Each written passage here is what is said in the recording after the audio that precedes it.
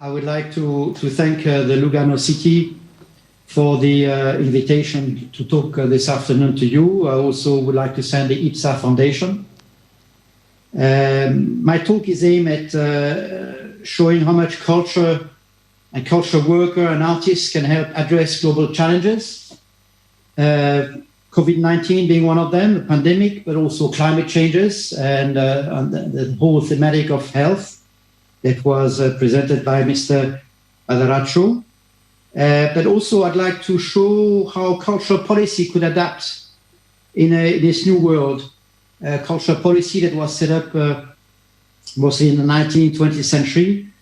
And the idea is, out of our position, is to see how we can design a policy that is more adapted to the requirement of this new world that is more connected, more global, more digital, and how we can make use of our cultural resources to make the most of this world.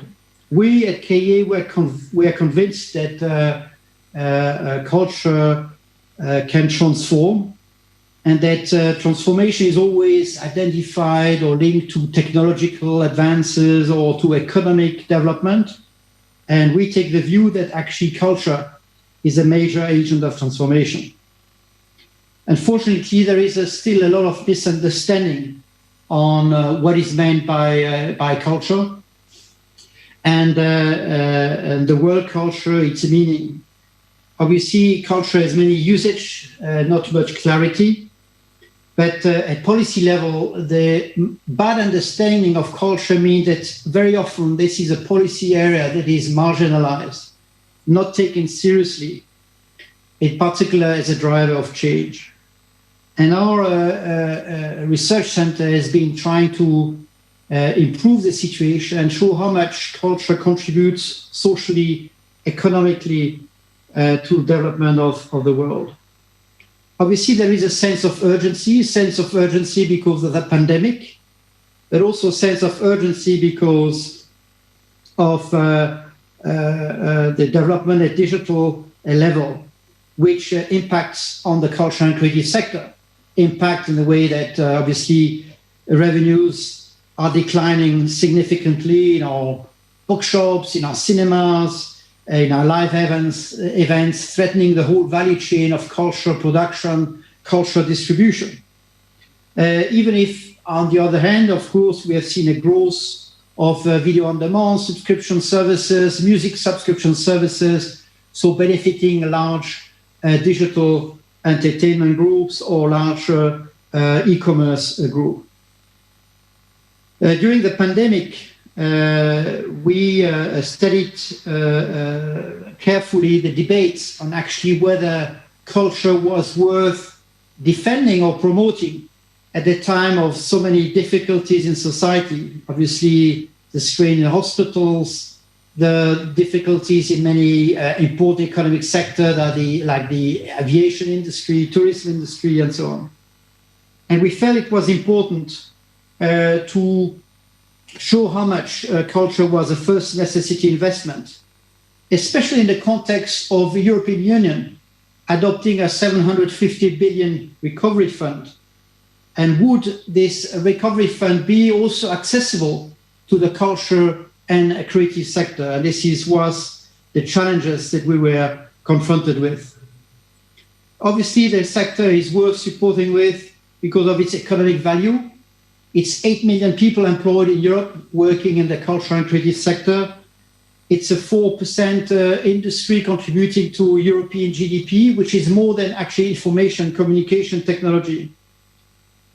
But more importantly, we see it as an agent of transformation and change in the context of the climate crisis, in the context of pandemic, which has killed 1.2 million people, which has led to the locking down of 3/4 of the population in the world. Thus, giving the importance of developing solidarity, common vision, and common will.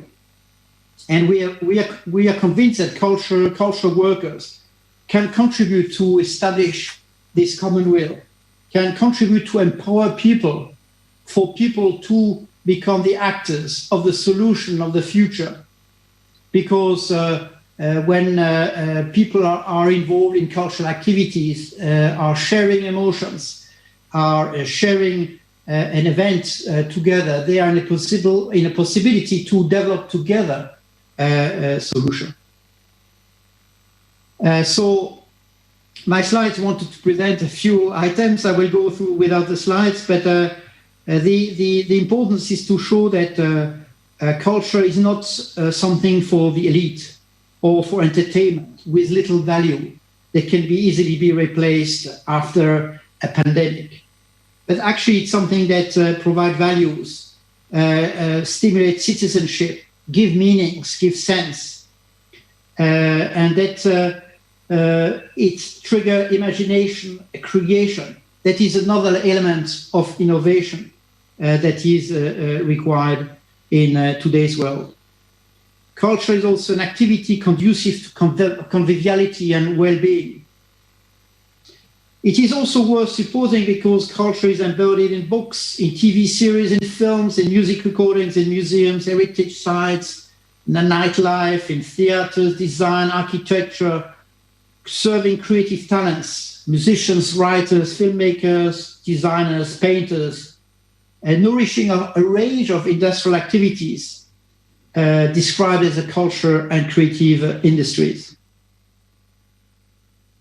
Culture is also an art form, as I said, a creative art form that generates innovation. When you think about, for instance, the development of smartphone technology and how much this smartphone technology is relying on the availability of cultural content for acquiring customers, for developing a business, it is intrinsically linked to technological innovation. You cannot consider or see a consumer product from the technological world that does not associate music, film, because this is what drives consumption. This is what drives data sharing and obviously data collection.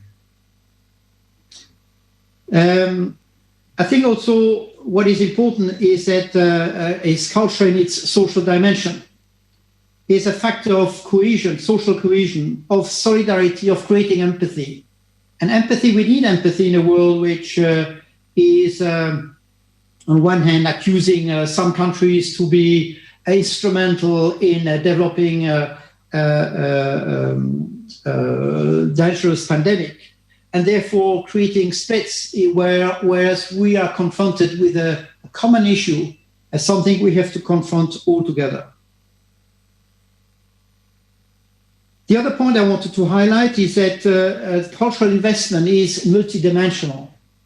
And very often we only see the cultural investment in relation to what has been invested in cultural institutions, in opera, in symphony orchestra, in live events.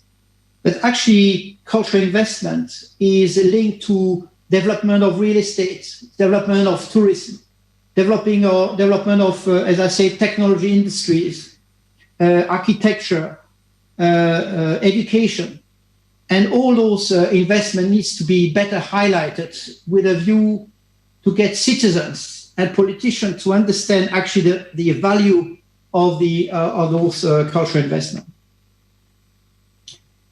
So in this respect, we're advocating to develop a more modern cultural policy that does not only focus on what has been the priority in the past century about sharing knowledge, developing artistic creation, which obviously are the pillars of cultural policy, but should evolve into addressing really topical changes, because the world has changed.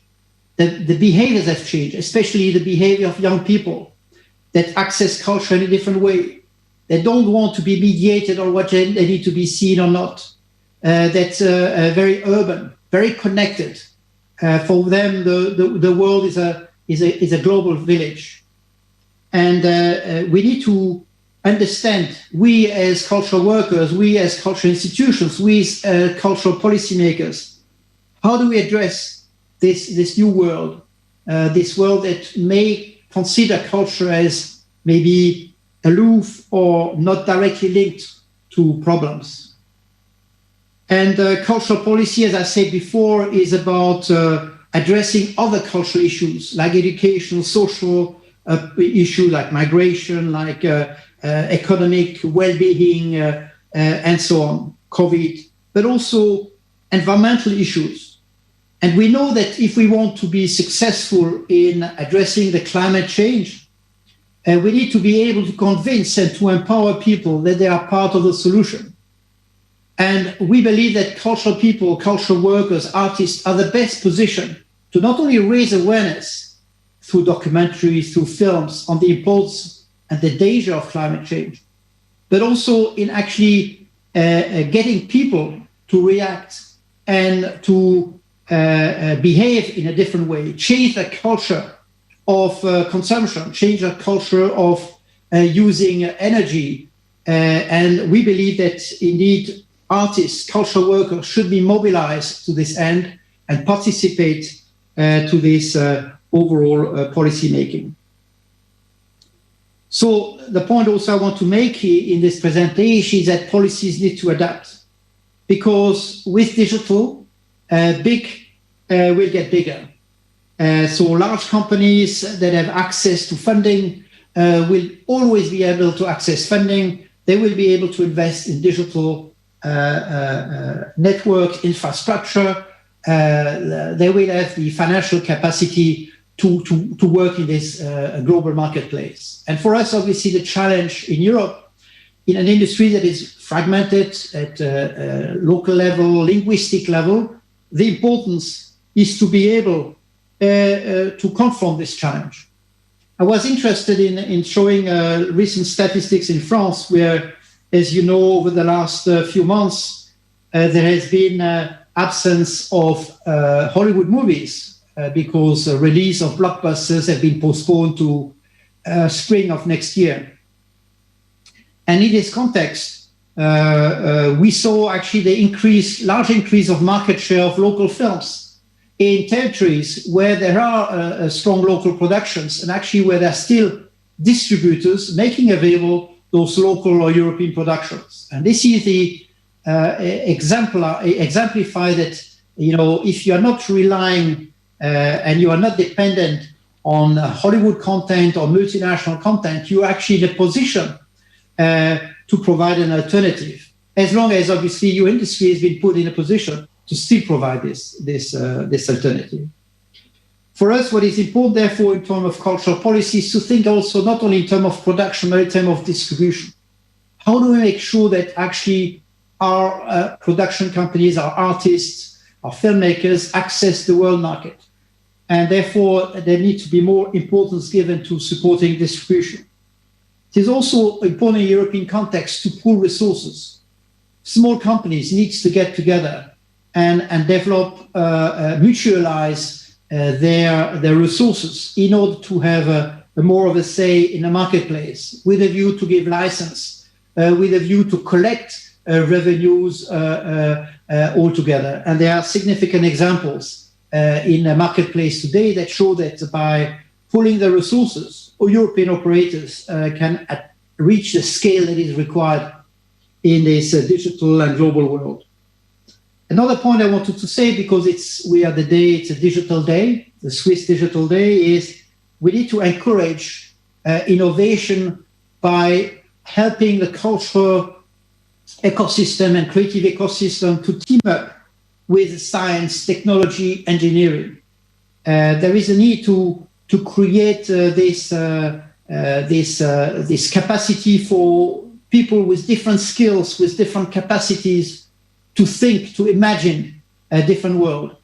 Today science is confronted with a situation where people don't actually trust science anymore, or actually politicians can play with the idea that science is not trustable. And I think there is an important collaboration that needs to take place with culture and artists to be able for people to better understand science, and for science also to make itself more relevant to people.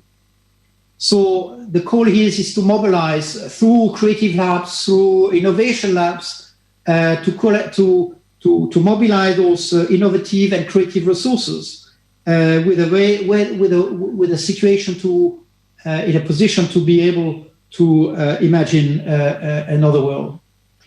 And I wanted to finish on this note. Actually, in my presentation, I wanted to highlight two articles in a manifesto that KEA developed on a future cultural policy that actually show this need to better connect science, engineering together with culture and creativity, with a view to imagine and empower people for a better world. This will end my presentation, and I will be looking forward to questions. Mr. Kern, thanks for your words. Do you think that COVID will change the future of cultural habits and consumption also after post-COVID? I think the consumption of culture has already changed dramatically. I mentioned the way, for instance, youth interact with culture, the way the difficulties of getting young people to attend some events. So there is a different appreciation of what is a cultural event today, especially among the younger population. But obviously, COVID is accelerating this trend, in particular because more and more consumption is done online through video on demand, through the Spotify music on demand and subscription services. So this is something that already existed. That was actually market survey were showing they were increasing rapidly, and they are increasing even more rapidly today because of the pandemic. So the pandemic is exacerbating the need to move into the digital world, more certainly. But independently of this, that still need for us to require, especially in Europe, which have very strong cultural institutions, cultural policy, to reappraise how those cultural institutions should adapt to this new world, should be in a position to engage with the population that is not only 60 years old or 50 years old, grey, but also that is from different social backgrounds, that have more difficulties in accessing culture because of inequality, because of lack of financial resources. And this is a challenge that is maybe exacerbated by COVID-19, but also existed before COVID-19, because a lot of studies are showing that your ability to enjoy culture is very much linked to your financial power. Okay, and I have another question that we received for you. How can the most affected countries and their cultural policies take into account other similar future risks? Which is your advice in this? I am not sure I've understood. You're asking me which country or to... So the most affected countries, for example, by COVID, which for their cultural policies, they have take into account for other similar risks as COVID. Okay, I think what is important to bear in mind in this context is that, as I mentioned earlier, the European Union has set up a recovery fund of 750 billion that is aimed at helping countries to mitigate the impact of COVID.